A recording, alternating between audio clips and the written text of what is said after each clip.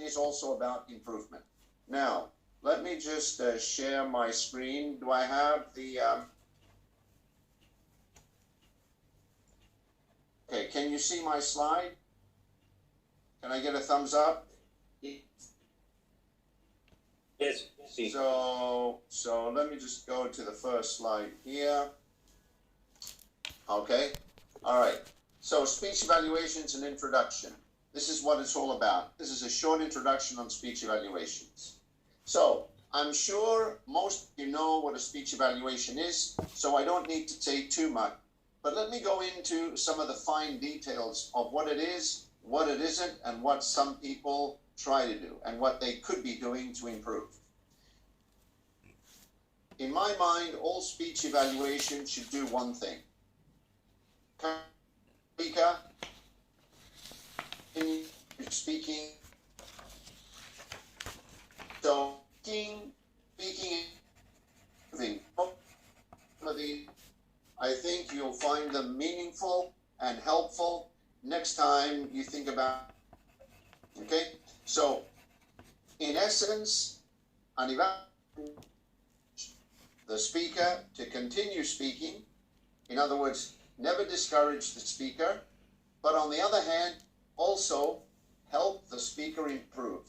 You've got to help the speaker improve. And we'll be looking at that. We'll be looking at how you can help the speaker improve as a speech evaluator.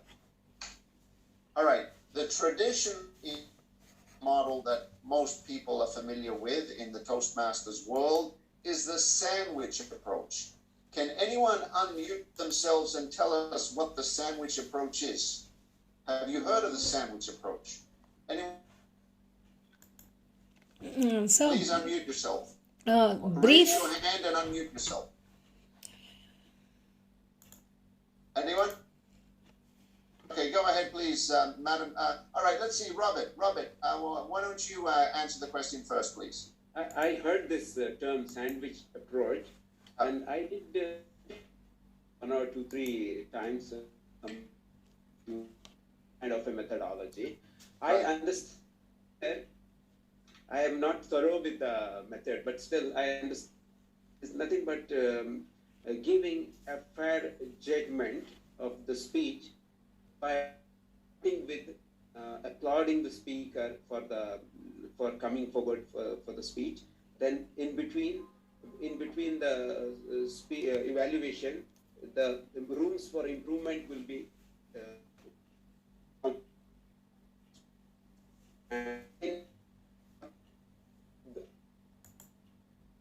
by again encouraging the speaker to carry forward, and by applauding him for the well done. And I would like to know more from Teacher Peter. Okay, great. I think that in part is true, Toastmaster Robert. But let's extend that the answer to that. I think you're on the right track. That's the way I can answer you. You're on the right track. Let's see, Madam Toastmaster Raji, can you carry on the question? It is the two portions wherein we try to elevate the speaker in both the ways, in the opening as well as the closing. And in between you have the improvements, the scope of improvements in between as a sandwich. Well, take their opinion, understanding of what the sandwich approach is. Okay, so 2 good answers here. One was a warm-up answer, a lead-in answer by Toastmaster Robert, and was more detailed by our Toastmaster and President. Both are on the right track. So let's have a look at a little bit at the sandwich method, and then I will tell you why the sandwich method actually is not a good method. So the sandwich method commends. In other words, you say a lot of positive things, like Toastmaster Robert said, and Madam Toastmaster Raji said, you elevate the speaker. I really liked your speech, and I thought you had a great theme, and I was really motivated, and I really liked the way you smiled, and I really liked your dress, and I liked your trousers, and I liked your mustache, and I liked your... I know what you're thinking, all right? So the list goes on and on. And then you do that about time.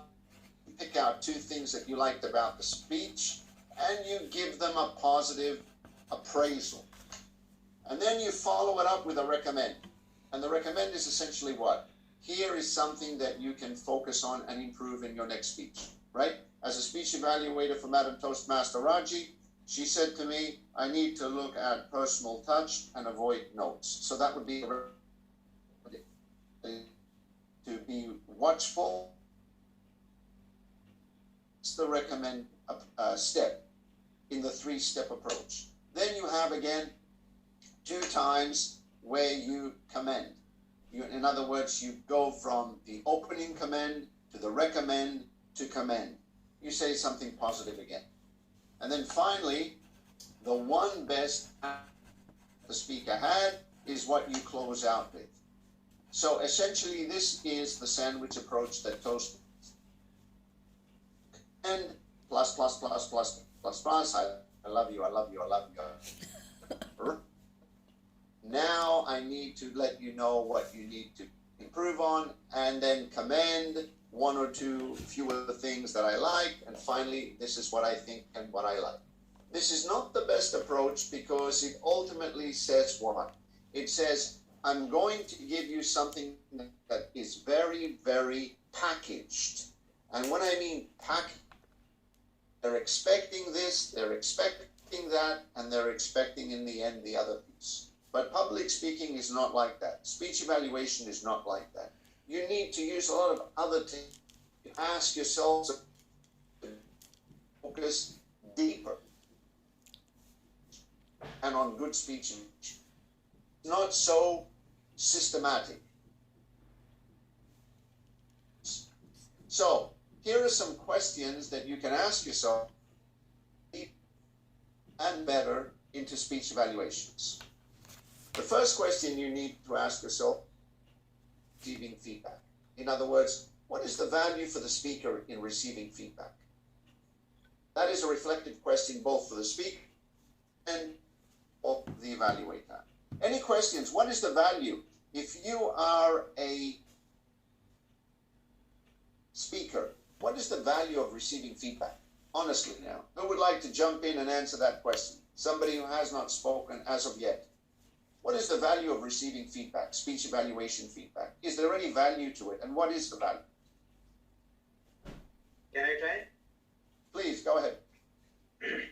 So, as a speaker, I would like to have a value to go and improve into my next speech.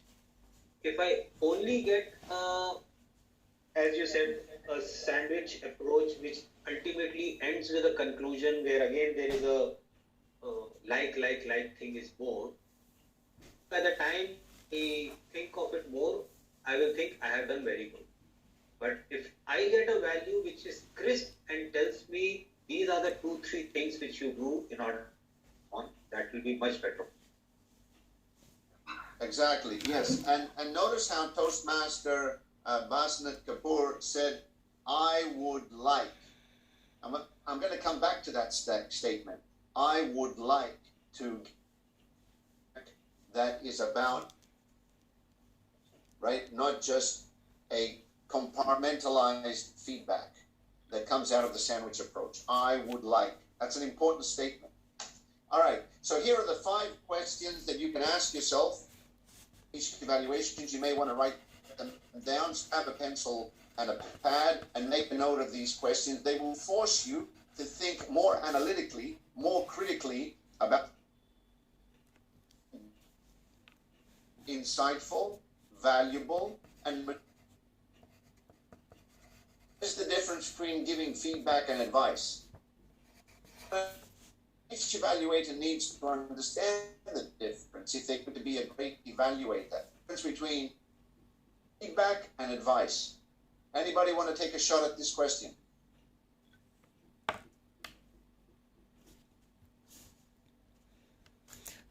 So let me try. Feedback is feedback is just what you call compacting the points, the good points, and just expecting something more from the speaker. And in terms of advice, you could have done this better by adding this to your speech, something like that. Yeah, So feedback is essentially unbiased input. I repeat, you may want to write that down.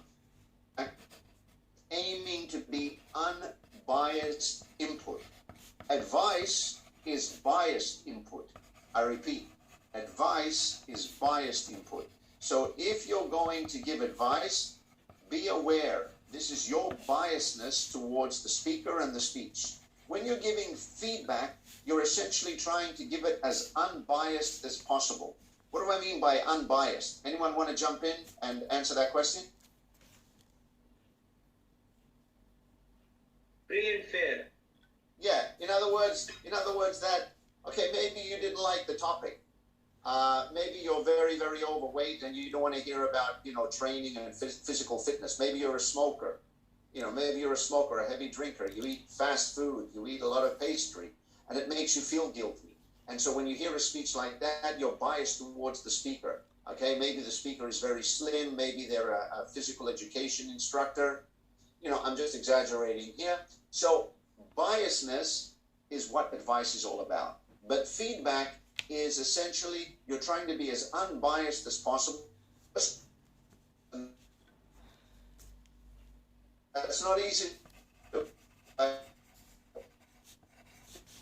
Pushing your mind between your advice as your biasedness and your unbiased as feedback. All right.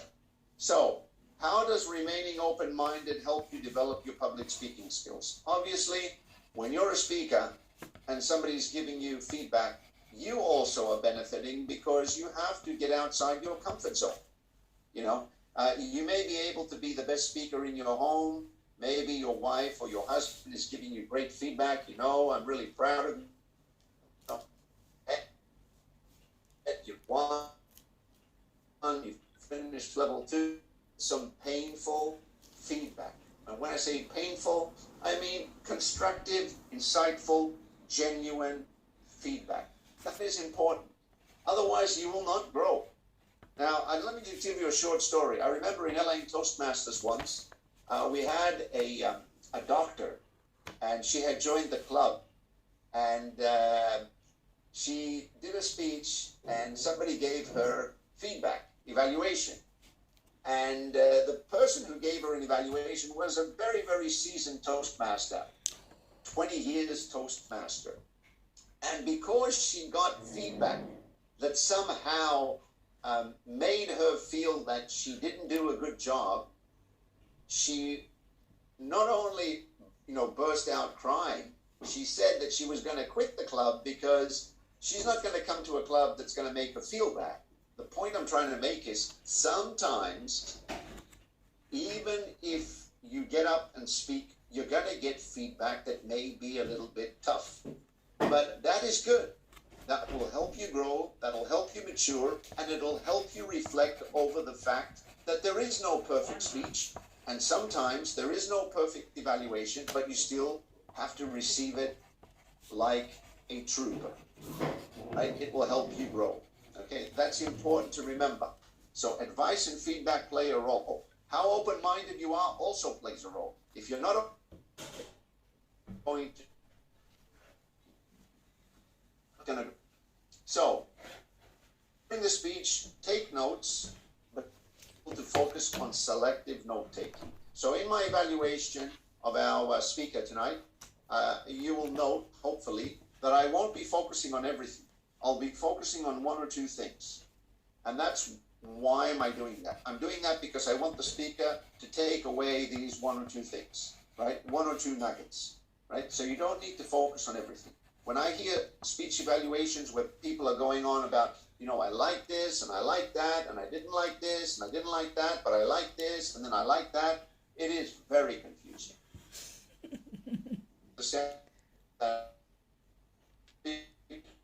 And on and on.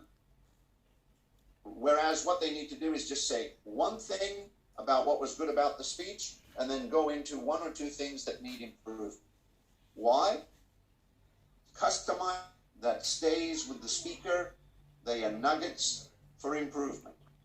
So notes should distinguish between what you like and what These are two central words, two essential words. Everything you do as a speech evaluator should focus only on two things: what you like and what can improve. What you like and what can improve. Okay, so think of your eyes as one eye being the eye of like and the other eye the eye of improve. That's the bedrock of evaluation. The observed behaviors. Okay, so that's the fifth. At what is being observed, not what you are feeling, right? Okay, what is being observed. So use I messages, right? I think Toastmaster Buston said, I would like, right? He started off with I. And you give your feedback. I messages keep the focus on behaviors, not the person. Don't worry about the person. Speech. You're evaluating the speech. That's the most important thing. So you could say something. You were inspiring. This is about the person, right? You were inspiring is about the person. But it would be more preferable to say, I observed how passionately and energetically you inspired the audience with your personal story. That's about behavior, right? So there's a difference between saying, I really loved your speech. You had such a lovely position on stage. That is about the person. Whereas if you say, the crowd spoke to the left side of the audience, spoke to the side of the stage, and made eye contact with the side of the audience, that is focusing on the behaviors, the actions, and not the person, right? So, what are the areas you need to be looking at? The content. In other words, what's in the speech, right? What's in the speech? So, for example, Madam Toastmaster Raji talked about the DFC, what it's all about, the content. Then the organization. In other words, does it go from personal narrative to takeaway message? Does it go from problem to solution? Does it go from cause to effect? How is the organization of the speech? That's important. So you're looking at the big picture here, right? Content are the details, organization is the big picture. Very important. It's the blueprint. And then finally, the delivery. How is the speaker's message impacting that? Are they doing it through a story, through asking questions, through humor? Okay, so that's delivery. 3, what you should evaluate. Here is the evaluator's mantra, which is also important. The evaluator's mantra is exactly what we said about behaviors. What I saw, what I heard, and what I felt. Okay? And that starts off in that sequence, and you should try to stick to that sequence when you're evaluating a speech. What I saw. I saw a speaker today that was walking across stage and making eye contact with the audience to the left of her and to the audience on the right of her. I saw a speaker who was and asked 2 questions and showing this. What I heard someone who was passionate about, justice or I felt that this speaker truly believed in her message. I'm giving you examples of how you say what I saw, examples of how you do what I heard, and what I felt. Very important. This is the evaluator's mantra. So, 3 powerful questions is the what question. What I saw, and why I liked it, or why it needs to improve, and how it needs to improve. An evaluator, that how question is, you have to illustrate, explain to the speaker how pointing out speaker needs to improve. You need to illustrate it, exemplify it, make it clear to the speaker. It's not enough just to say, you weren't really using your voice effectively. I felt your voice was not as effective. Okay, so you're describing something, but then, okay, you're pointing out something, right, what you would do in solving and resolving that issue. Okay, so what question is describing the problem? That vocal variety, for example, or positioning on stage, for example, right? Now I'm going to look at second step. So these are ways you can say and in the what I'm that. Notice the I. It's not saying, I didn't.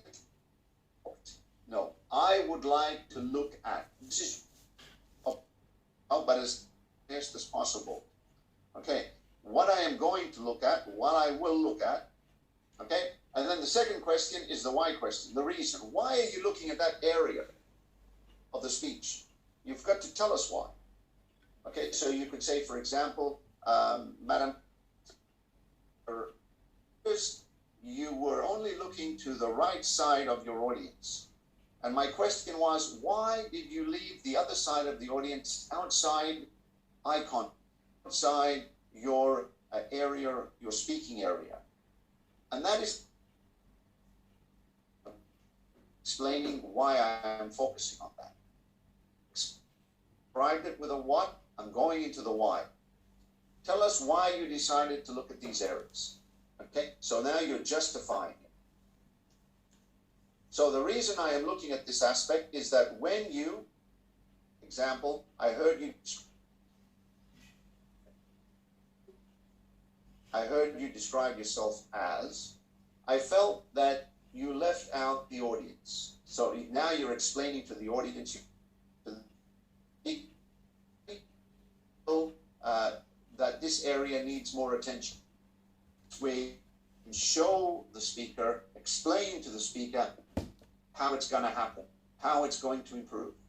Okay, so the question word, why.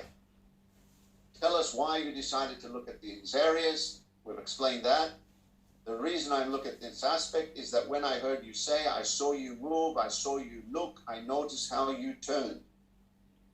Fine. Blame, focusing on that area. That's very important. So the speaker doesn't feel that you're unfair, that you're biased. You're justifying it. Okay? Tell us why you decided to look at these areas. The reason I'm looking at this aspect is that when I observed you raised your hand, you shouted, you smiled. So you're explaining. I noticed you did that. Right? And the how. Now you're going to show the speaker exactly how it could be done. Not it must be done, it could be done. Right? It could be done. Right? And possibly what you're aiming for. Approach. What was maybe missed, overlooked, or wasn't done as well, you're going to show the speaker how to do it better. Okay? Now tell us how you, in one can be improved. How would you have done it? All right, so now it's up to you to show us the better approach. Okay? You have said, in essence, in progression, it's to use I statements. Use and give specific examples. You need to have a why and a how. Repeat, a what, a why, and a how, right? What I observe, right, is very important. And why I'm focusing on this and how I would improve it. So know evaluation criteria, highlight the strong points, conclude with a summary. Okay, so that is the end of my speech evaluation workshop. 21 minutes, 22 minutes. I believe I was given 20 minutes. So I'm open to any questions you might have. If anything was unclear, feel free, maybe 5 minutes, 3-4 minutes. Please feel free to ask. Thank you.